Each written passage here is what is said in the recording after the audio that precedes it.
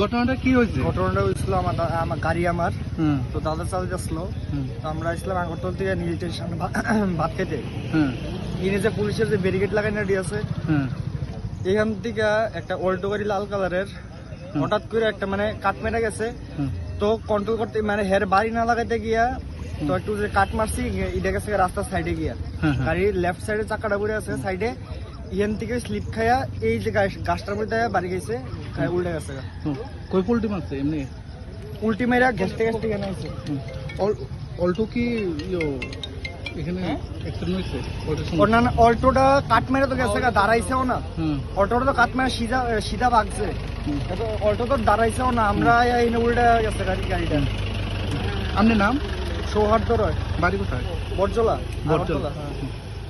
সঙ্গে সঙ্গে fire service আছে? হ্যাঁ হ্যাঁ আছে। ফায়ার সার্ভিস আছে? কয়জন আহত হয়েছে? একজন। ওনার নাম কি? আমার না, রাজীব দাস আর রাজীব দেব। রাজীব দেব।